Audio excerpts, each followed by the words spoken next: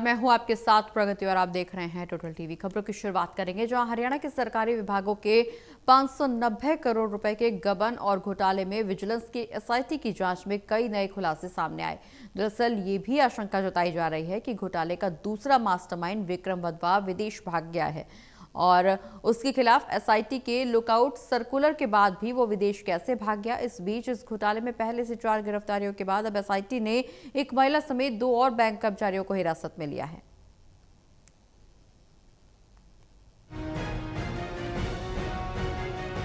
बड़े लोगों के बड़े काम होते हैं। इन बड़े कामों में अंदर खाते हुए काम जब सामने आते हैं तो फिर खुलासे दर खुलासे होते हैं और सुनने वाले हैरान, अच्छा हरियाणा के सरकारी विभागों का 590 करोड़ रुपया कैसे आईडीएफसी फर्स्ट बैंक के कर्मचारियों, सरकारी बड़े ओहदेदारों और घोटालेबाजों ने बिजनेस में लगा दिया। इसके बदले कहां कहां पार्टियां, ऐश और मस्ती हुई। अब सब कुछ धीरे धीरे सामने आ रहा है।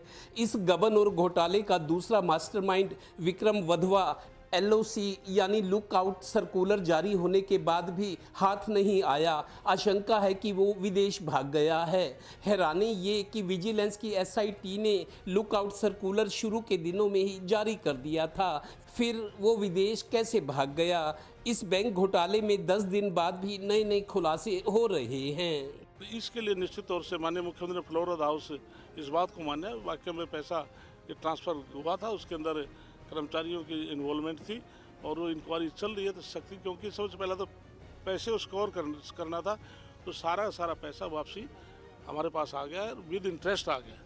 इसी बीच एसआईटी ने एक महिला समेत 2 बैंक कर्मचारियों को पूछताछ के लिए हिरासत में लिया है।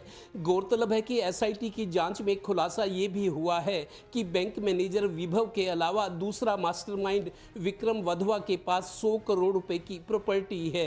इस खेल में विक्रम का एक पार्टनर भी है जो चंडीगढ़ प्रशासन में अधिकारी है और चंडीगढ़ प्रशासन के एक बहुत बड़े अधिकारी ने चंडीगढ़ के इस अधिकारी की डिटेल्स मांग ली है।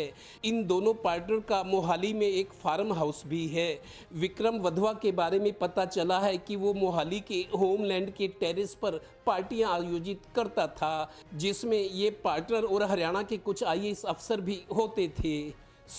चंडीगढ़ के सेक्टर 7 और 26 के 2 क्लबों की सीसीटीवी फुटेज भी खंगाली जा रही है ताकि पता लगाया जा सके यहाँ कौन कौन आता था। हैरानी की बात ये कि इनमें से ज़्यादातर के दिमाग में ये बात ज़रूर आई होगी कि मामला खुल गया या एक दिन फंसेंगे ही, पर ये तब भी मौज मस्ती में लगे रहे।